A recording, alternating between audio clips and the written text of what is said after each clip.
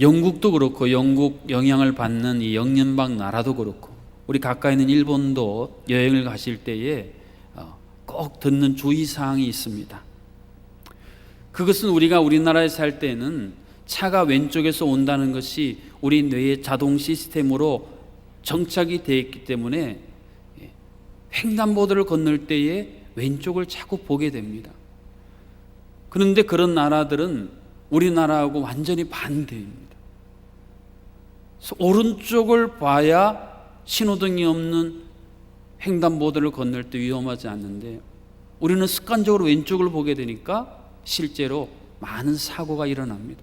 그래서 그런 나라들에 보면 오른쪽을 보시오라고 크게 써 붙일 정도랍니다.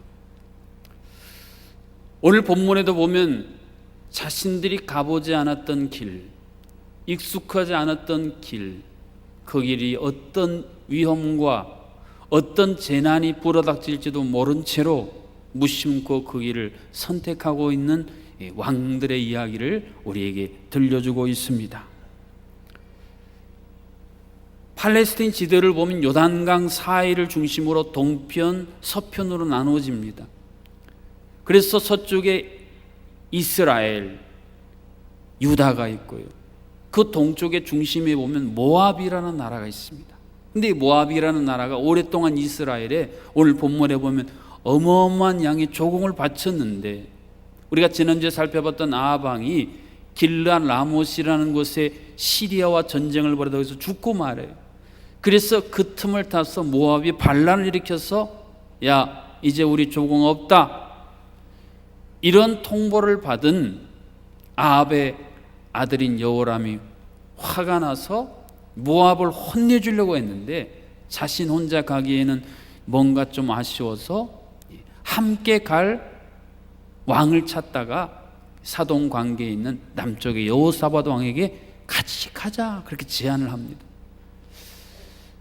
그로 말미암아 북이스라엘, 남유다 그리고 남유다와 가까이 있었던 에돔 이 세 나라가 연합군을 맺어서 모압을 향해서 한판 전쟁을 벌이려고 준비하는 내용이 오늘 우리가 함께 읽은 본문의 말씀입니다.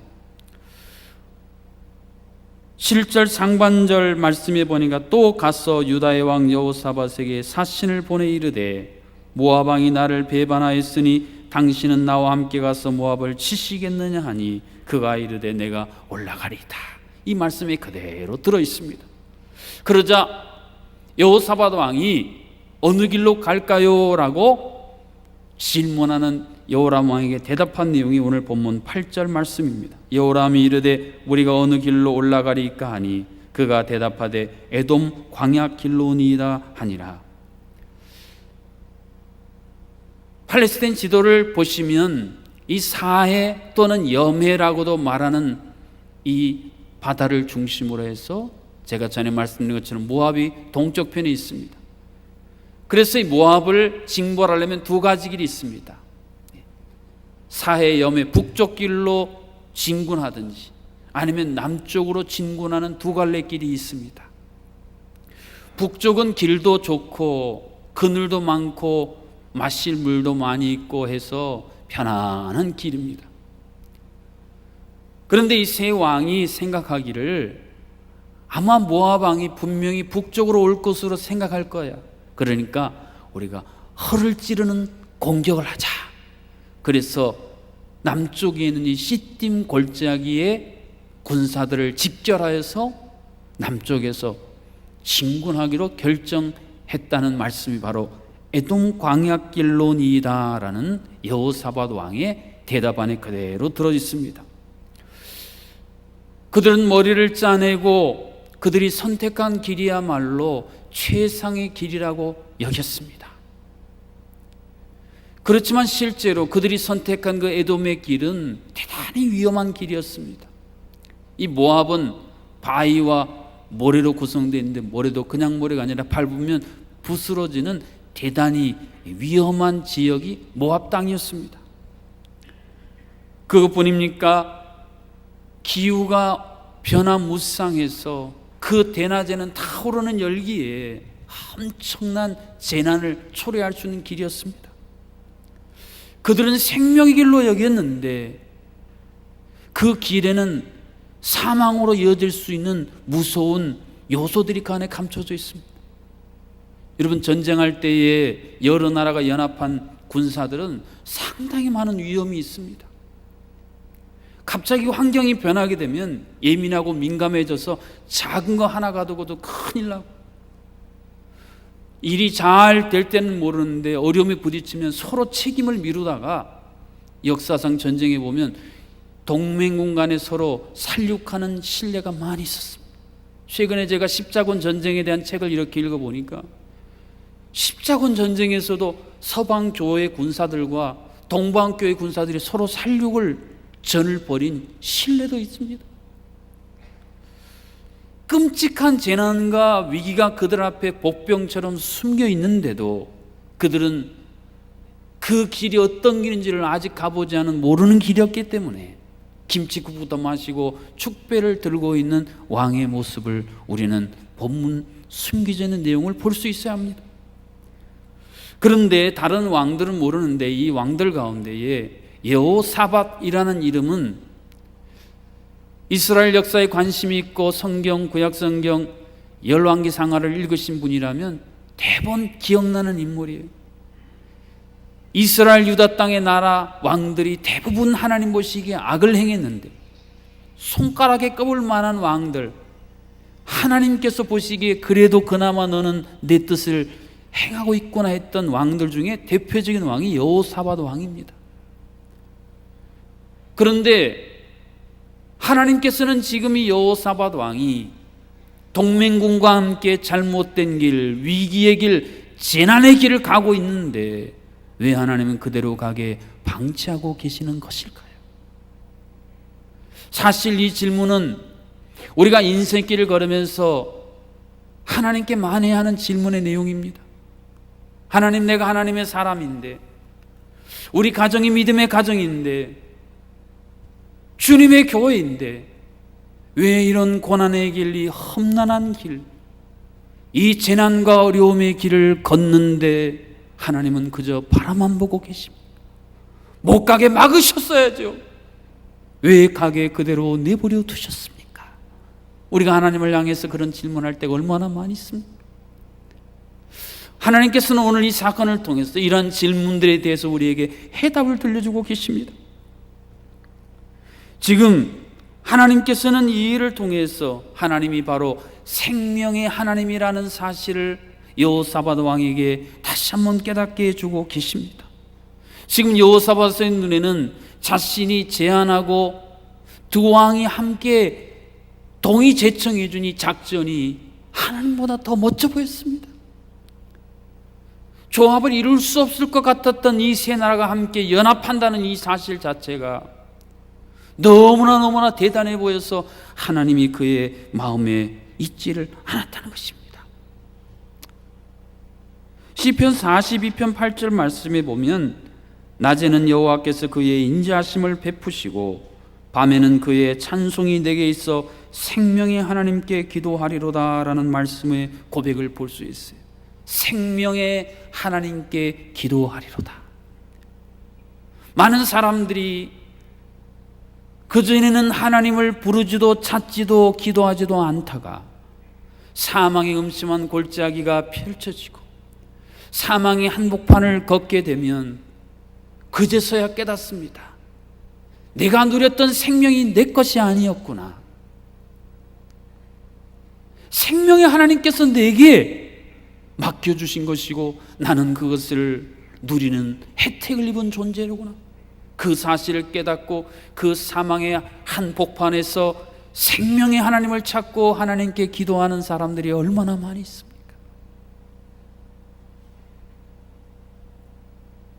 많은 사람들이 하나님을 외면하고 거부하고 하나님 모른다고 살아가고, 하나님을 믿는 하나님의 자녀들도 자동 시스템으로 다 자동스럽게 굴러가는 일에는 아예 하나님의 개입 자체를 차단해버리면서 살아가는 그런 삶을 살아가는 우리들이지만 하나님은 그런 우리를 방치하지 아니하시고 험한 길, 고난의 길, 재난과 사망의 길을 우리가 갈 때에 그냥 두지 아니하시고 우리보다 앞서 미리 가시고 우리와 동행하시는 그 길이 바로 오늘 우리가 걷고 있는 이 고난의 길, 이 재난의 길, 이 고통의 길이라는 사실을 하나님은 말씀해 주고 계십니다. 모세가 광야의 길을 걸을 때에도 이 사실을 분명히 해 주셨습니다. 여호와께서 이르시되 내가 친히 가리라, 내가 너를 쉬게 하리라. 모세가 걸었던 광야의 길은 너무 힘든 길이었고 무거운 길이었고 죽음이 곳곳에 도사리고 있는 길이었지만 그 길이 힘들고 어렵고 괴롭고 고통스러운 길로 여기지지 아니하고 도리어 쉴 수 있는 길, 편안한 길로 만들어 주시겠다는 이 하나님의 생명의 외침이 모세로 하여금 그 길을 잘 완주할 수 있게 만들었습니다. 오늘 우리가 걷고 있는 내 삶의 인생길 하루하루가 고난의 길, 힘들고 어렵고 재난으로 둘러싸인 길일지라도 우리를 홀로 두지 아니하시고 함께 동행하시며 함께 하시는 그 하나님이 이 길 가운데 계시다는 사실을 우리가 믿을 수 있다면 우리 또한 이제까지 살아보지 못했던 이 어렵고 힘든 이 길을 담대하게 완주하게 될 수 있다는 사실을 믿으실 수 있기를 주님의 이름으로 축복합니다.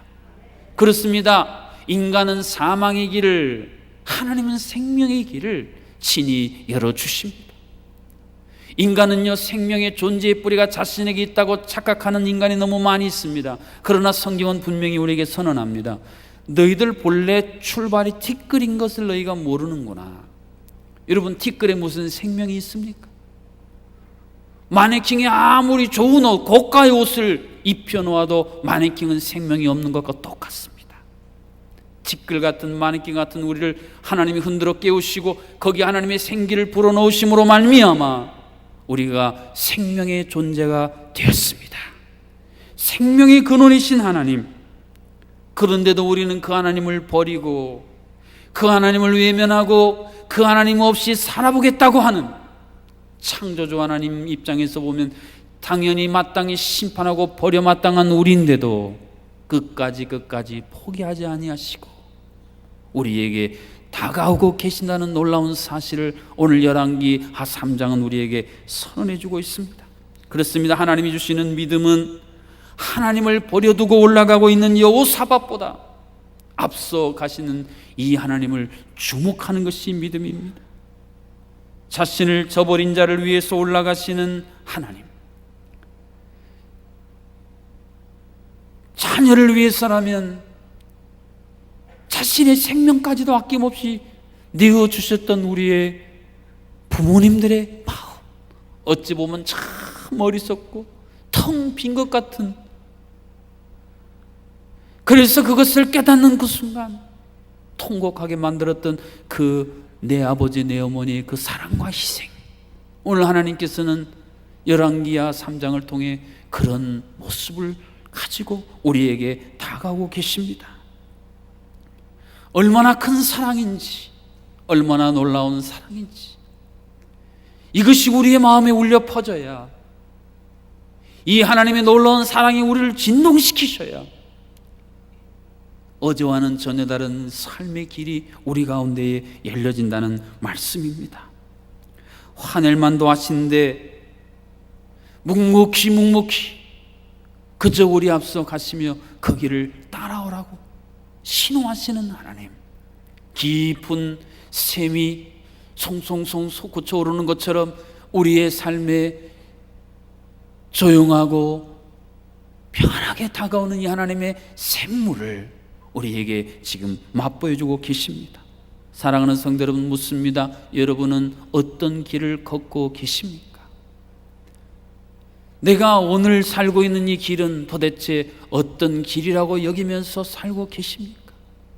내가 지금 어떤 길을 걷고 있는가에 대한 이 중요한 질문에 해답을 갖고 살아가는 성도님들과 아무 생각 없이 그 해답을 모른 채로 살아가는 삶과는 전혀 다른 삶일 수밖에 없기 때문입니다. 이 일이 대수롭지 않게 생각되거나 누워서 떡 먹기처럼 쉬운 일이거나 내가 확신을 갖고 진행하는 일을 우리가 직면하게 되면 우리는 하나님께 묻지 않습니다. 하나님을 찾지도 않습니다. 하나님의 뜻을 생각하지도 않습니다. 그 안에는 내 생각, 우리의 뜻만이 가득 채워져 있습니다. 그러나 여러분, 우리가 그렇게 확신하고 자신하는 걸었던 그 길이지만 우리 인간은 내일을 알지 못하는 존재가 아니겠습니까? 오로지 내일을, 미래를 아시는 분은 하나님뿐이시에요. 그리고 그 하나님은 우리가 그 길을 걷다가 어떤 위험이 있는지, 어떤 장애물이 있는지, 내가 그 길을 완주할 때 어떤 허점과 약점이 있는지를 너무 잘 아시는 분이 바로 하나님이십니다.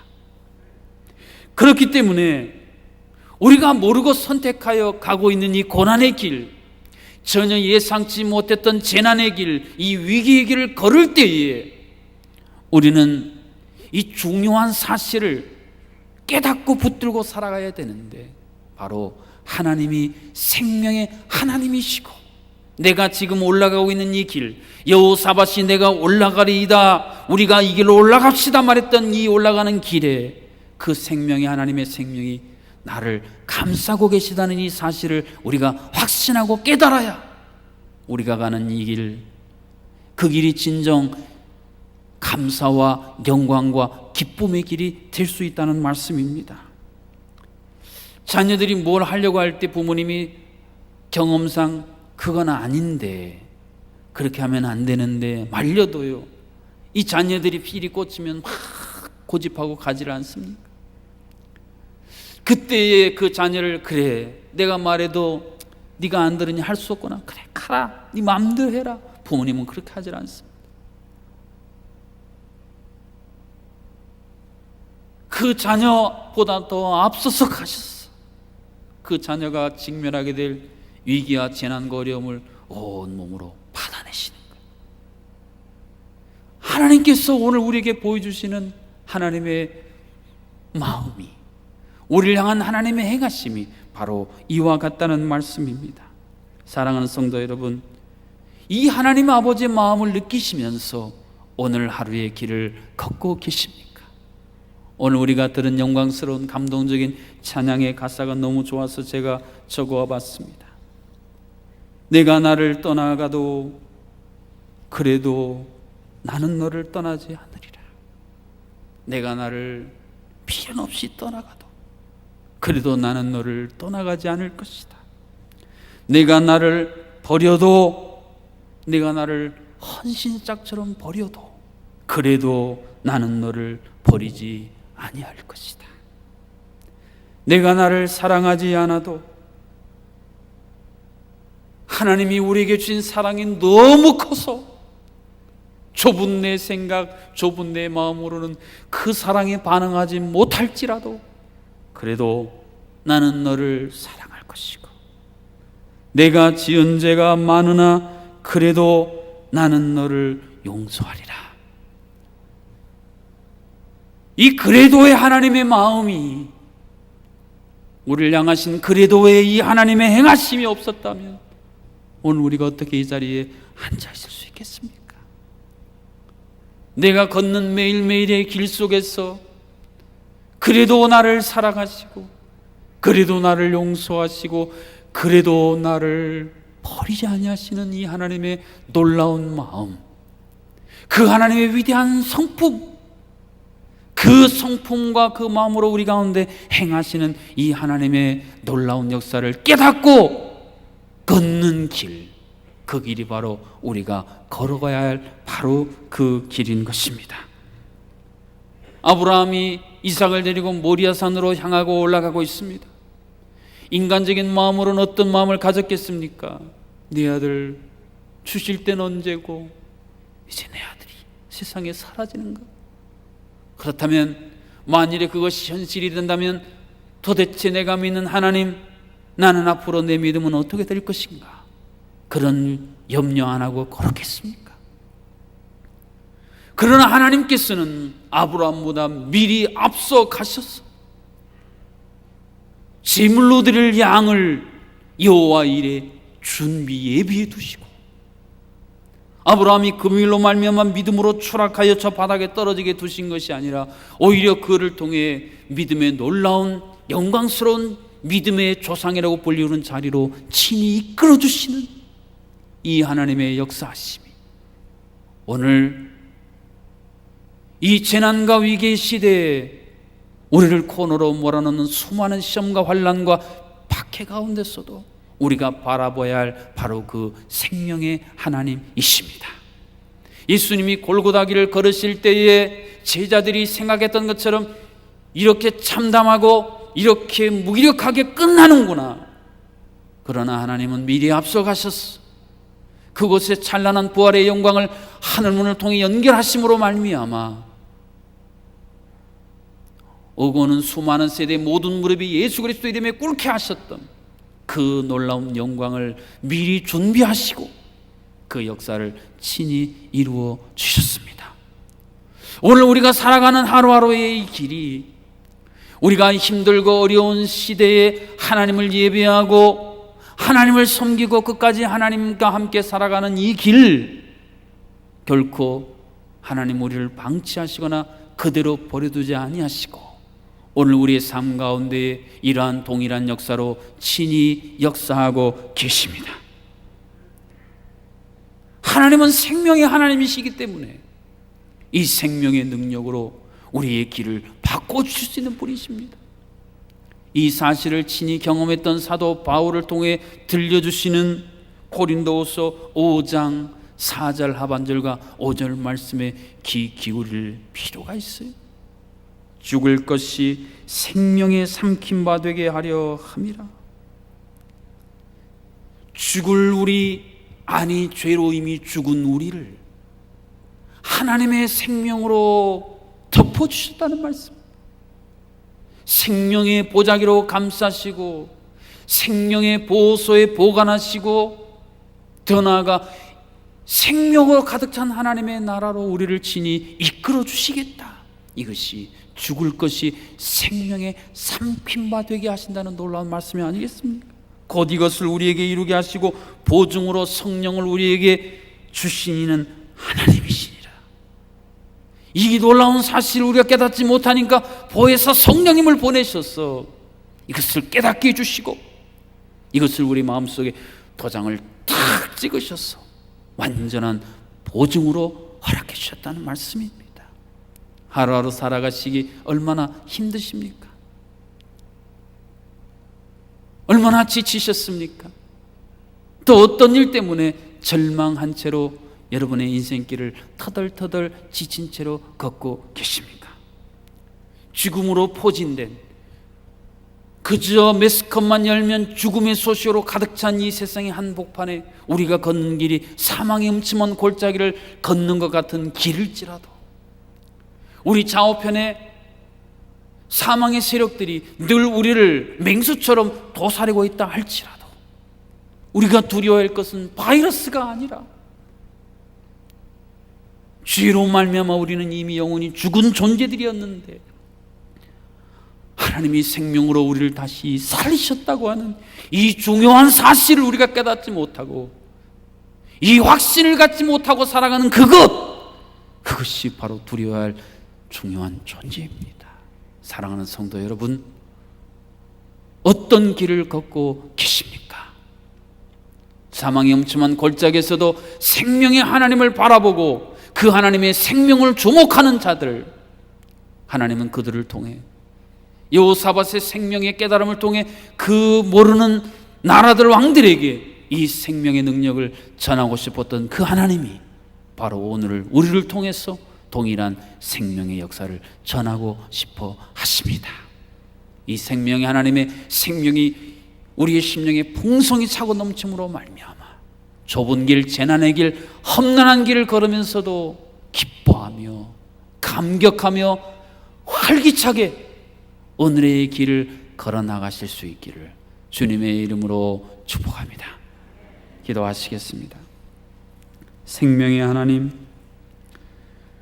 우리를 영원한 생명의 보자기로 감싸주시고 생명의 피난처에 보호해 주셨다가 생명으로 가득 찬 영원한 하나님 나라에서 생명수같이 맑은 강물 마시게 하시고 생명의 풍성한 양식을 우리에게 예비하여 주신 하나님, 그러나 우리가 직면하고 있는 현실은 죽음의 소식들이 날마다 날아오고 두려움과 불안한 삶을 살아갈 수밖에 없지만, 그래도 우리를 사랑하여 주시고, 그래도 우리를 용서해 주시고, 그래도 우리를 받아주시는 그 하나님의 놀라운 사랑, 이 생명의 풍성한 강물이 메마른 우리의 심령에 차고 넘침으로 말미암아 그 생명의 능력으로 오늘 하루도 승리하며 살아갈 수 있도록 역사하여 주시옵소서. 죽음으로 가득 찬 이 세상 가운데 이 놀라운 생명의 강수를 흐르게 하는 생명수의 거룩한 수로로 우리를, 우리 가정을, 우리 교회를 하나님 사용하여 주시옵소서. 예수님의 이름으로 기도하옵나이다. 아멘.